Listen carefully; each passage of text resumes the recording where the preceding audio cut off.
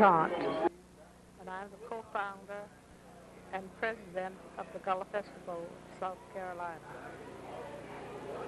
This is the 13th year of this celebration, and it began out of a need for young people to know more about their legacy. I found while teaching it on the high school level that there are several students who are unaware of their heritage, and I have found that this is one way to keep them interested in wanting to know more about where they came from and where they're going. This road that we are very familiar with in history. The story she told you is granted her the title of Moses. Among blacks, she became known slaves as the Moses of our people, leading us to freedom. I'm going to tell you about another story about Harriet Tubman that is not quite as well known.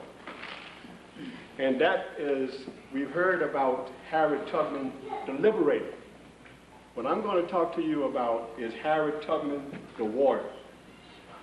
Harriet Tubman, because of her skills on the Underground Railroad, those type of skills of stealth, of going behind enemy lines. You know, she had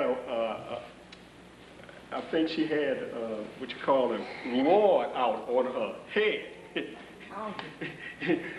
On her head, and it was never collected. As Harriet Tubman said, and she wasn't bragging, she said, yes, I worked on the Underground Railroad, and it said, and I was a conductor on the Underground Railroad, and I never lost a passenger, and I never ran the train off the track during my whole time.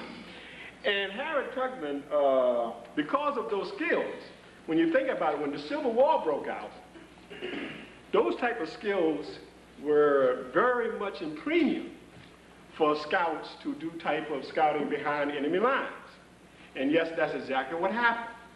Harriet Tubman was recruited as a scout and a spy during the Civil War. This is from the New South. This was a published, what was this, June 6, 1863, that talks about out of Port Royal. And there's another one, but I couldn't, man, I can't find the microfiche on there. I've been in Charleston and all over. There's another article written, and one was, there was a paper out of Port Royal. There was a similar paper out of Beaufort called The Free Side. And it also talked about this, but this is the only one I could find so far. And it talks about the expedition of the Combahee.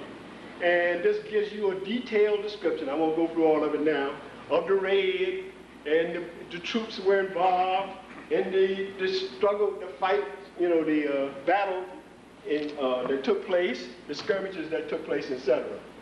And it talks about how, it said, they that came to the river banks in droves, as you know, as it's described here, as the gunboats arrived at the plantation.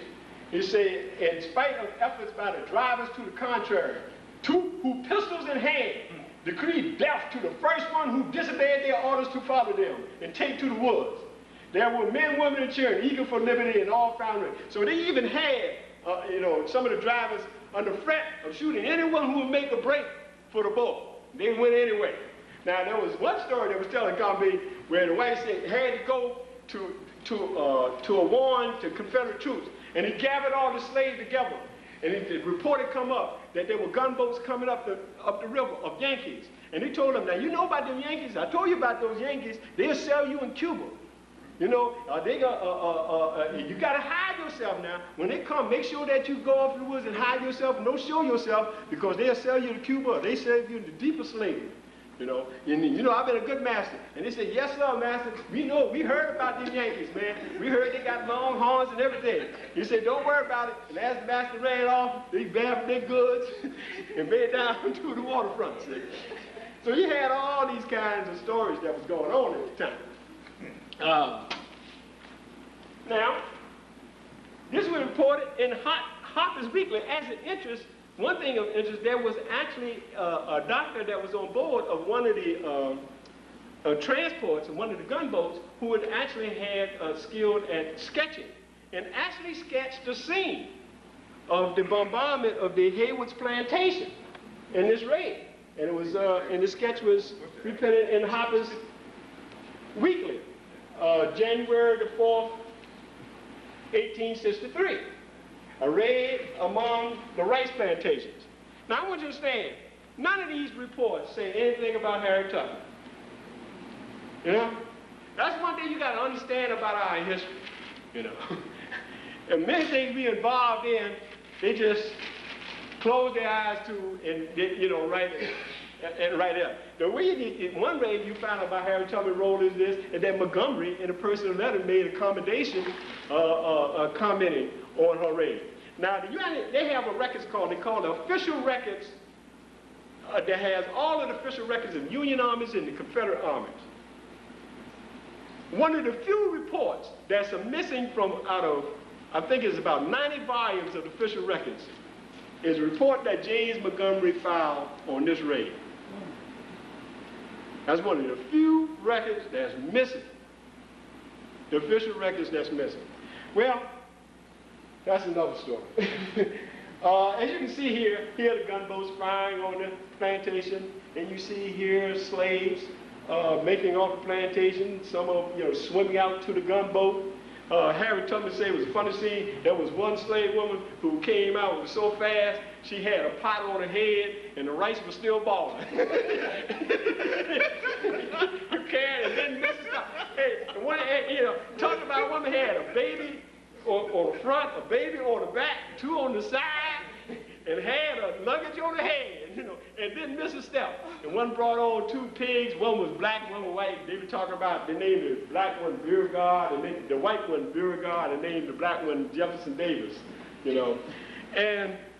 And so when they went aboard, and these black soldiers start burning all of these, the master's houses, the story is told how a slave kept on shaking his head to see black people actually setting fire to the master's house.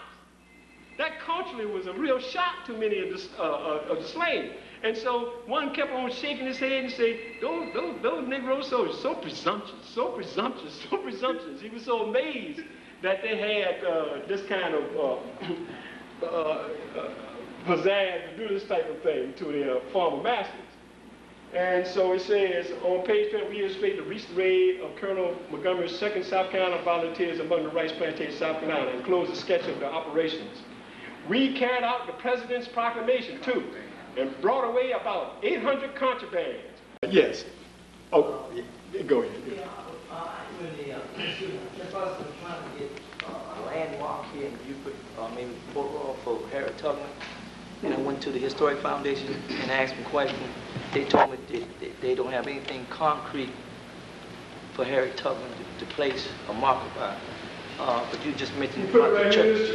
Yeah, you just mentioned that. Is there any way I can get, I need to get that information so I can present it to them so they can establish a landmark, because in the tourist route, she is mentioned very little and hardly none at all.